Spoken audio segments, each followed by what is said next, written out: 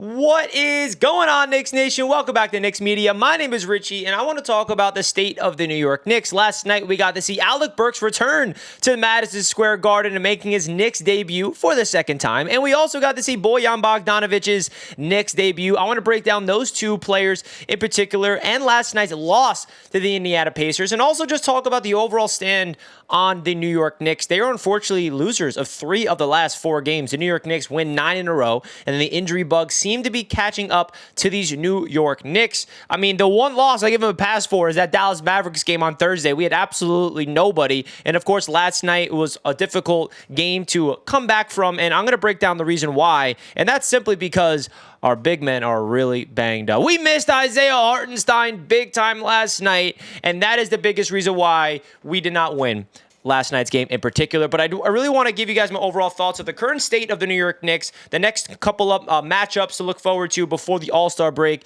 and just give you guys my overall thoughts of the stance on the Eastern Conference, where the New York Knicks are right now the 4th seed in the East, and how Alec Burks and Bogdanovic can really help this team out potentially, stay afloat until we get fully healthy. So before we get deeper into my thoughts, I would love to hear your guys' thoughts down below in the comment section, guys, of the state of the New York Knicks. Basically, the game last night. What's your biggest takeaways? Are you a little concerned that we are losers of 3 of the last 4 games? Where's your level at, Knicks Nation? Because obviously we were on cloud 9 after the trade deadline because we were super deep, but now we got to start winning games. And that's what Jalen Brunson said himself. We could talk about how good we're going to be when we're healthy, but we need to start winning today. And that's what the Knicks got to focus on, and just getting healthy heading into the All-Star break. And don't forget to hit that like button on your way in, folks. It really does help out the channel more than you know.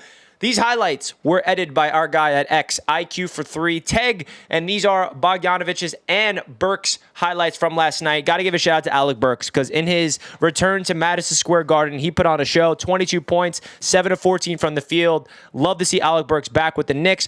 Bogdanovic didn't have the greatest debut. I mean, he shot 3 of 10 from the field, 11 total points, but hey, 32 minutes, he's still getting comfortable as a New York Knick. I got nothing but high expectations for him throughout the rest of the season with the New York Knicks. And I just don't want myself and Knicks fans to take for granted Jalen Brunson even when we lose, because the guy put up 39 points in his return.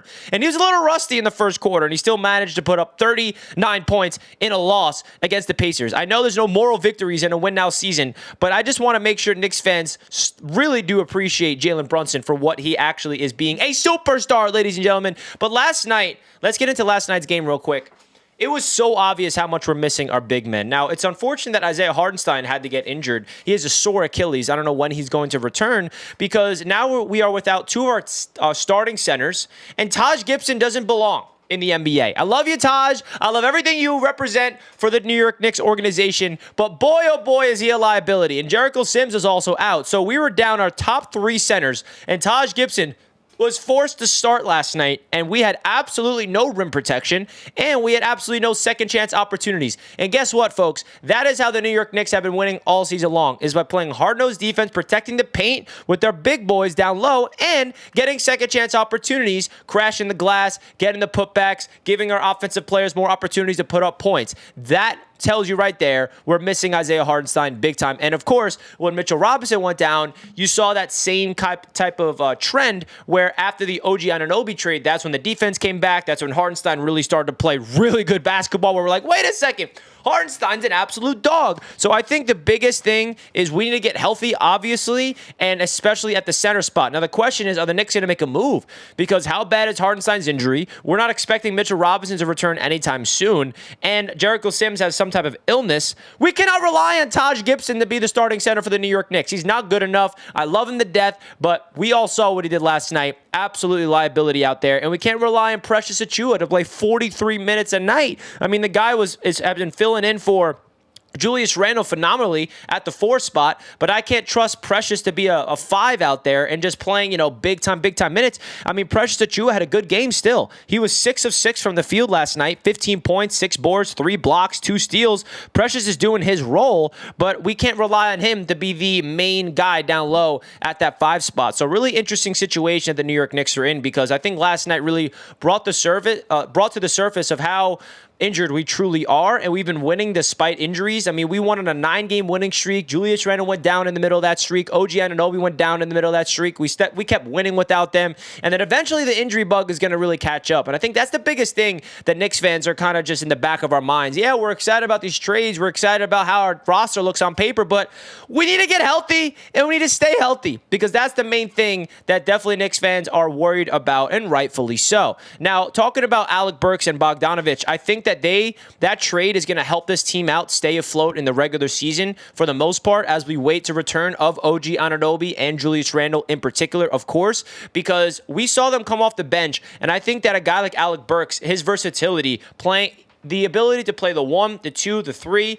Bogdanovic's ability to have playoff experience off the bench, which is wild because he's usually a starter, so the Knicks are really that deep there. And to just give the Knicks another score off the bench is going to be really, really impactful for this team. So I'm not hitting the panic button. The Knicks are 33-20 on the season. We're the 4th seed in the Eastern Conference, and the whole goal here, folks, is to be in the upper echelon in the Eastern Conference by April so we can get healthy, get into the postseason. I know that the regular season games you want to really analyze, of course, but it's all going to matter where we are in April, where we are in the standings, how healthy are we, because we need everybody back, because this Knicks team, when healthy, is absolutely scary. I already made a video on it. You guys saw what this Knicks team looks like on paper when healthy. So last night kind of really brought to the surface, again, the issues with this team with the injuries. We cannot rely on Taj Gibson at the 5 and Precious Achiuwa to play the 5, because without Isaiah Hartenstein and, of course, still without Mitchell Robinson, we're not getting those big-time second-chance opportunities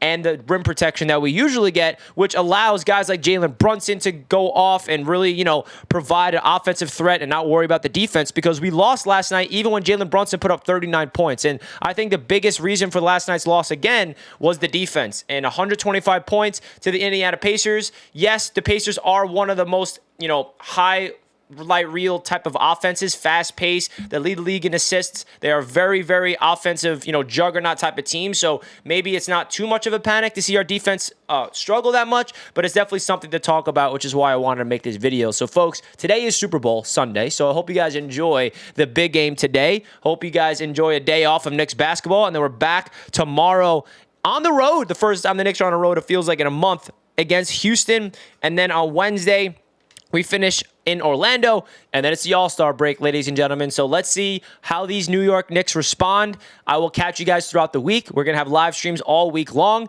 Really do appreciate each and every one of you guys supporting me here at Knicks Media. My name is Richie. Subscribe to the channel if you're new. Hit that like button, folks, and enjoy Super Bowl Sunday with your family and your friends. Let's go, Knicks. I'll catch you guys in the next video. Peace out, everybody.